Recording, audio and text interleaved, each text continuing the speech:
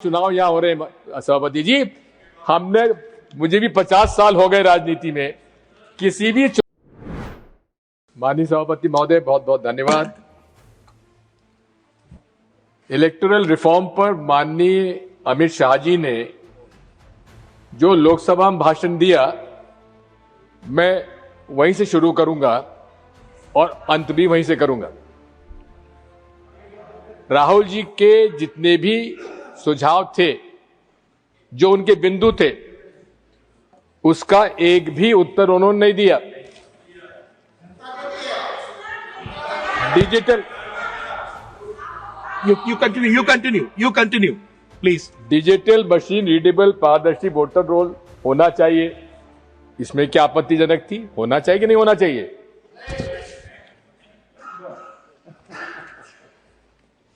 EVM के architecture की अब ट्रांसपेरेंट ऑडिट होना चाहिए, इसमें क्या आपत्ति है? कोई जवाब नहीं।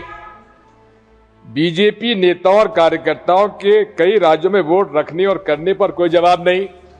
माननीय इसी संसद सदस्य, एक भूतपूर्व संसद सदस्य ने दिल्ली में भी वोट डाला और बिहार में वोट डाल दिया एक साल में, उस पर कोई जवाब नहीं।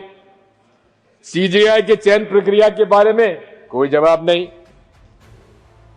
इलेक्शन कमीशन के मेंबर्स की इम्यूनिटी के उस बिंदु पर कोई जवाब नहीं। सीसीटीवी फुटेज न देने के बहाना ही मना लिया, उस पर कोई जवाब नहीं। और आखिर में उन्होंने कहा कि मैंने रात को भाषण देने के पहले एक रात को मैंने माननीय चुनाव आयोग से पूछा, तुम्हारे पास कोई सुझाव आया कि नहीं आया? उन्होंने कहा कि 2014 से लेकर 2025 तक हमें न किसी पार्टी ने सुझाव दिया, ना कोई प्रस्ताव आया। माननीय सभापति जी, मैंने माननीय हमारे अध्यक्ष जी को 21 पत्र वो की प्रति दे रहा हूं, जो सिटीजन्स कमीशन ऑन इलेक्शंस के जस्टिस लोकुर के द्वारा 21 पिटीशन दिए गए चुनाव आयोग को, उनको एक्नॉलेजमेंट तक नहीं हुआ। मैंने खुद ने 24 सितंबर 2023 को माननीय चुनाव आयोग को पत्र लिखा, उसका भी उल्लेख मैं यहां पे दे रहा हूं। तो आपकी इजाजत से मैं सारे ये पत्र जो हैं, जो माननीय चुनाव आयोग को लिखे गए थे, लेकिन माननीय चुनाव आयोग ने माननीय गृह मंत्री जी को गुमराह करके गलत बयानी करवाई, हमें इस बात की आपत्ति है। मैं पूछना चाहता हूं, मैं आपकी इजाजत से मैं सदन के पटल पर रखता हूं। माननीय सभापति महोदय, या तो एक संवैधानिक हमारे चुनाव आयोग माननीय गृह मंत्री जी को गुमराह कर रहा है, या माननीय गृह मंत्री जी हम लोग गुमराह कर रहे हैं। मैं तो माननीय सभापति जी आपसे इजाजत चाहूंगा, मेरी पार्टी से इजाजत चाहूंगा कि माननीय चुनाव आयोग ने अगर गृह मंत्री जी गुमराह किया तो उन पर कार्रवाई होना चाहिए, और यदि माननीय गृह मंत्री जी हम लोगों को गुमराह कर रहे हैं तो उन पर भी आपत्ति होना, हमें कार्रवाई होना चाहिए। माननीय, मैं तो यहां तक कहता हूं, इंडिया अलायंस के सारे लोगों ने मिलने का समय मांगा चुनाव आयोग से। नीतीश कुमार भी थे उसमें नीतीश कुमार जी के भी दस्तखत थे, जहां साहब नहीं है यहां पर मौजूद, लेकिन उनका समय देने के बजाय पावती तक नहीं मिली हम लोगों को। मैंने खुद ने वहां पहुंचाई थी वो चिट्ठी। ये सब काम चालू हुआ है माननीय राजीव कुमार जी के चुनाव आयुक्त बनने के बाद, ये सारा चालू हुआ। नहीं तो पहले तो जब भी हम समय मांगते तो हमको चुनाव आयोग से कोई दिक्कत ही नहीं होती थी। मैं आपसे निवेदन करना चाहता हूं कि ये चुनाव आयोग यही नहीं है, जैसा कि राहुल गांधी ने अपने भाषण में कहा था, इस देश में 2014 के बाद जितनी भी संवैधानिक हमारी संस्थाएं हैं, उन पर एक निश्चित विचारधारा के लोगों को बिठाया जा रहा है, वो योग्य हो या अयोग्य हो, और उनको उनके माध्यम से वे यहां पर, मेरा यह आरोप है माननीय सभापति जी, फासिस्ट डिक्टेटरशिप लागू करना चाहते हैं नरेंद्र मोदी जी। और ये उदाहरण है, हिटलर भी चुनाव जीत के आए थे, मुसोलिनी भी चुनाव जीत के आए थे, लेकिन अंत में सारे संवैधानिक संस्थाओं पर कब्जा कर कर उन्होंने फासिस्ट डिक्टेटरशिप कायम की। जो रास्ता आज हम देख रहे हैं भारत में, वही उसी तरफ इंगित करता है माननीय सभापति। आज रशिया भी कहता है, पुतिन भी कहते हैं कि मैं चुनाव जीत के आता हूं। नॉर्थ कोरिया के हमारे वो भी कहते हैं कि हम चुनाव जीत के आता हूं। इसी प्रकार के चुनाव यहां हो रहे हैं सभापति जी। मुझे भी 50 साल हो गए राजनीति में। किसी भी चुनाव में किसी राजनीतिक दल के 94% स्ट्राइक रेट अभी हमने तो देखी नहीं। ये कहां से हो गया? अब वोटर लिस्ट के बारे में किसी भी सफल लोकतंत्री व्यवस्था के लिए, निष्पक्ष चुनाव होने के लिए फुल प्रूफ मतदाता सूची होना चाहिए। इसमें किसी को आपत्ति नहीं होना चाहिए। आर्टिकल 324 भी यही जवाबदारी इलेक्शन कमीशन को देता है कि चुनाव आयोग की जवाबदारी है कि हर नागरिक का वो वोट मतदाता सूची में शामिल करे। और यही होता है अभी तक। अभी तक तो बूथ लेवल ऑफिसर हमारे घर आता था, फॉर्म वो भरता था, हम नहीं भरते थे, और वही हमारे नाम जोड़ता था। अब ये एसआईआर कहां से आ गया? हमसे नागरिकता के प्रश्न पूछा जा रहा है। हमारे दादा बाप दादा का पूछा जा रहा है कि इनका मतदाता सूची में नाम था कि नहीं था। अरे कई हमारे ऐसे परिवार है जिन्होंने मैट्रिकुलेशन नहीं किया, ना उनके बाप ने किया, ना दादा ने किया। उनसे मैट्रिकुलेशन का सर्टिफिकेट मांगा जा रहा है। क्या ये उसकी नागरिकता का चयन हो रहा है या मतदाता की सूची बन रही है? मैं आपसे अनुरोध करना चाहता हूं कि Just 1 second. You refer to the name of a specific person who is not a member of this house. Okay fine, Rajiv Kumar sir, पूर्व Irrespective. चुनाव Brought आयोग, it to your notice. That's all. इनके पहले के पूर्व के चुनाव आयोग एक्सेप्टेड सर। समरी रिवीजन का जो इशू है, ये भी मैं समझता हूं इसकी आवश्यकता नहीं है। जब हर साल माननीय चुनाव आयोग एक साल में 4 बार समरी रिवीजन करता है, तो फिर एसआईआर की आवश्यकता क्या है? मैं आपसे निवेदन करना चाहता हूं, अब ये एसआईआर का निर्णय भी किसने लिया ये भी मालूम नहीं है। इसके 2 आरटीआई लगे। आरटीआई एक्ट के अंतर्गत 30951, 30952। अंजलि भारद्वाज हमारा एक सिविल सोसाइटी एक्टिविस्ट है, उन्होंने आरटीआई लगाए। एक आरटीआई लगाया कि भाई 2025 का एसआईआर पूरे प्रांतों में करा जा रहा है, उसका कोई फाइल पर आदेश हुआ है कि नहीं हुआ है। लेकिन उसका जवाब क्या आया सीपीओ का, उनका जो अफसर होते हैं इलेक्शन कमीशन के, कि इस प्रकार का कोई हमारे पास फाइल पर आदेश नहीं है एसआईआर 2025 कराने का।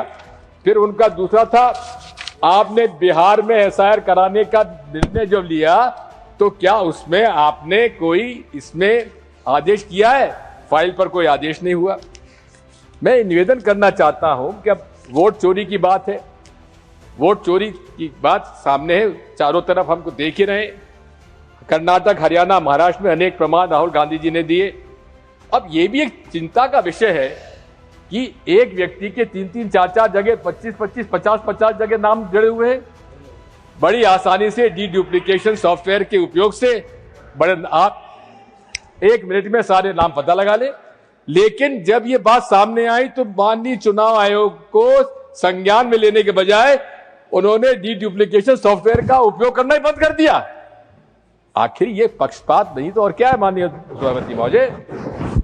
मैं सुझाव देना चाहता हूं एक, अभी तो क्या है कि जिस दिन चुनाव की घोषणा हुई उसके बाद वोटर लिस्ट उम्मीदवार को दी जाती है, लेकिन प्रिसाइडिंग ऑफिसर को जिस दिन वोटिंग होता है उस दिन अलग लिस्ट दी जाती है, जिसको वोटर लिस्ट के अलग मिलती है, जबकि उसके बीच में उस पीरियड में डिलीशन और एडिशन का अधिकार क्यों आपने दिया हुआ है?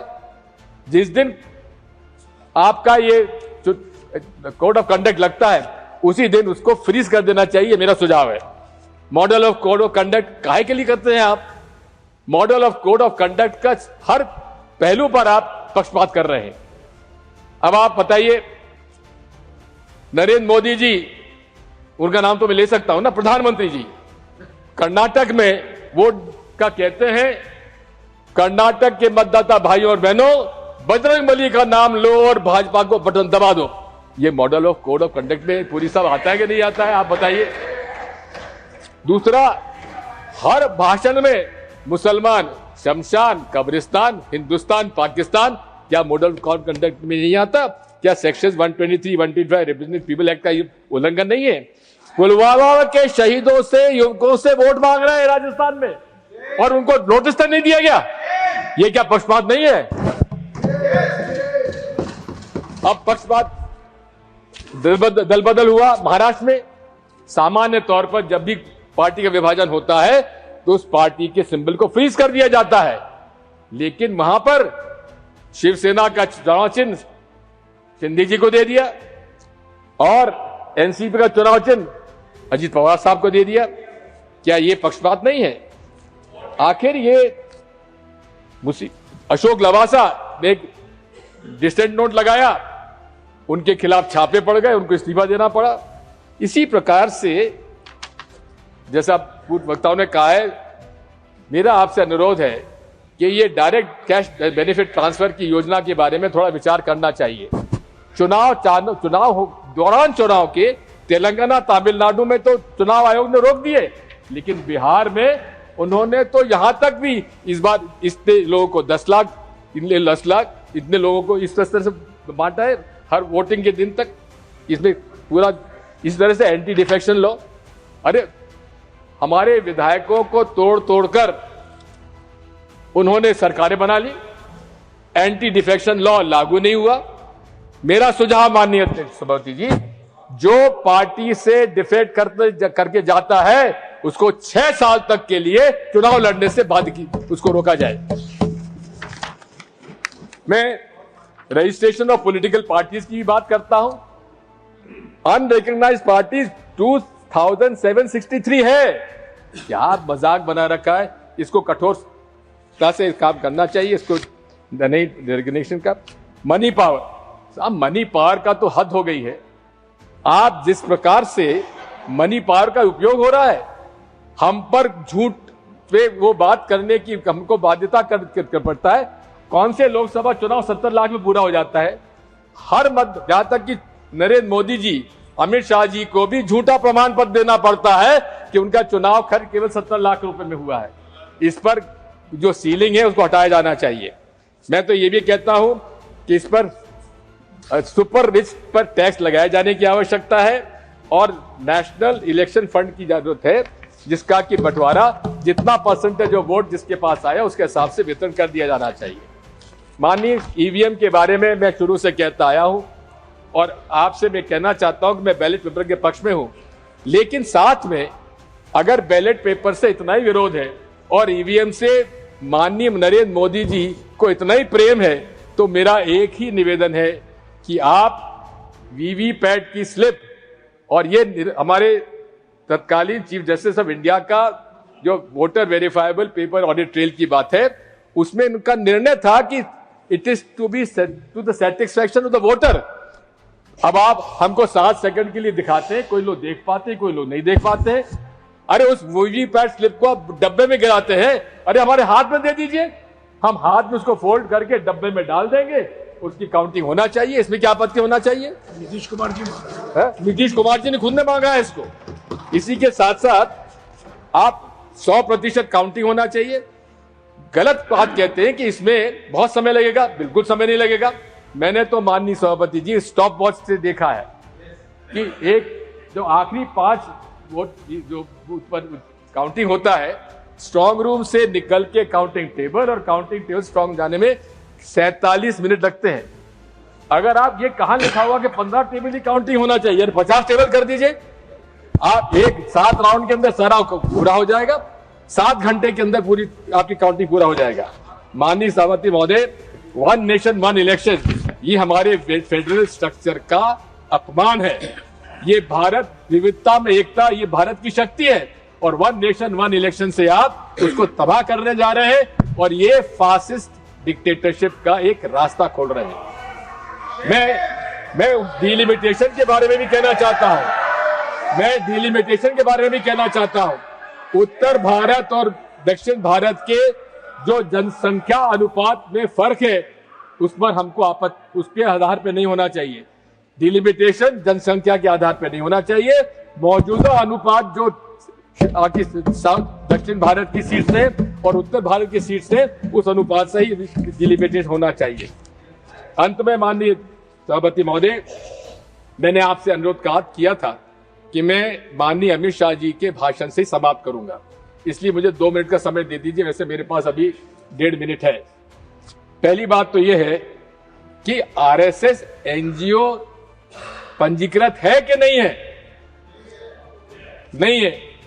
तो ये माननीय प्रधानमंत्री जी लाल किले से कह रहे हैं कि विश्व का सबसे ज्यादा लोकप्रिय एनजीओ आरएसएस है। उस पर कोई कानून लागू नहीं होता क्योंकि पंजीकृत नहीं है, ना तो उसकी सदस्यता है, ना खाता है। अरे गुरु तक, अरे ये तो बात वही हो गई, ना खाता ना बही। जो मोदी जी कहे वही सही, अमित शाह जी कहे वही सही। मैं अनुरोध करना चाहता हूं कि उनकी गुरु दक्षिणा आती है करोड़ों रुपए में, आती है कि नहीं आती है? घनश्याम तिवारी जी आप बताइए, आप देते हैं? हाँ। अरे वो किस खाते में जाती है तिवारी जी? अरे वो गुरु दक्षिणा जाती किस खाते में, कभी पूछा आपने? उस खाते में तो बता दीजिए। अंत में माननीय अध्यक्ष सभापति जी, उन्होंने कहा था कि हाँ, गर्व से हम कहते हैं नरेंद्र मोदी जी संघ के प्रचारक रहे हैं और उन्होंने खुद के लिए कहा कि वे भी 10 साल की उम्र से शाखाओं में जाते थे। मेरे भी मित्र लोग हैं सभापति जी, आरएसएस में कई लोग हैं। मैंने पता लगाया, मैंने जानकारी ली कि अमित शाह जी कभी आरएसएस में रहे कि नहीं रहे। सबने कहा कभी आरएसएस में रहे ही नहीं है। Thank you. इसलिए आपसे निवेदन करना चाहता हूँ। थैंक यू सर, मैं आपसे अनुरोध करना चाहता हूँ। The other side is saying please authenticate it. Authenticate. I will authenticate. Right. He's Sir, saying I am he'll authenticate. authenticating. Let's I am conclude. authenticating. I will authenticate. Amit Shah ji, अगर अमित शाह जी यहाँ खड़े होकर, One second, Honorable Minister. Yes. एक minute sir, एक minute. Honorable Minister. सभापति जी, गृह मंत्री जी लोकसभा में इस इलेक्शन रिफॉर्म की चर्चा का जवाब देते समय उन्होंने ये कहा, ये एकदम असत्य बोल रहे हैं। उन्होंने ये कहा कि मैं 10 साल की उम्र से एक नारा लगाता आया हूं कि गली गली में नहीं, गलियां सुनी है, शहर की गलियां सुनी है, इंदिरा गांधी खूनी है, ये नारे लगाता है। ये कहा था, ये तो कहा ही नहीं था जो ये कह रहे हैं। ये असत्य बोल रहे हैं और आरएसएस का मैं हूं, इसका मुझे गर्व है, ये कहा। Okay, please conclude. Please conclude. शहर की गलियां सुनी है और इंदिरा गांधी खूनी है, ये नारे लगाए अमित शाह जी ने कहा। मैं 10 साल की उम्र से लगा रहा हूं। Please conclude. Please conclude. उन्होंने आरएसएस में अमित शाह जी रहे कि नहीं रहे उस पर कोई अपनी बात नहीं की, उन्होंने स्वीकार कर लिया। और मैं चुनौती देता हूं अमित शाह जी को, यहां अगर वो खड़े होकर जो आरएसएस की प्रार्थना सभा है, Please conclude. Please conclude. Please conclude. We are not going anywhere with this. We are not going anywhere with this. Sir, अंत में मैं आपसे कहना चाहता हूं। He's concluding. I'm concluding. Sir, I'm concluding. I'll come to you. Sir, I'm Please concluding. conclude. Please conclude. Sir, I'm coming to you. I'm coming to you. Please conclude. Honorable member, please conclude. Sir, I'm concluding. Yes. Thank you. Yes, please. Honorable Minister. Everybody सब लोग बैठ जाए। Honorable Minister. जो एक बार भी RSS की शाखा में जाता है और ध्वज प्रणाम कर लेता है, वो आरएसएस का सदस्य होता है। यही उन्होंने कहा कि मुझे गर्व है कि मैं आरएसएस का सदस्य हूं, यही कहा उन्होंने। Thank you. We move on. You have concluded. Sir एक हम बचपन में एक कथा सुना करते थे कि एक राक्षस हुआ करता था, उस राक्षस की जान प्राण जो है एक तोते में रहा करती थी। अब वो तोता कर प्राण में, राक्षस का प्राण तोते में रहता था। माननीय सभापति महोदय, ये भाजपा के प्राण भी ईवीएम में है। धन्यवाद। Thank you.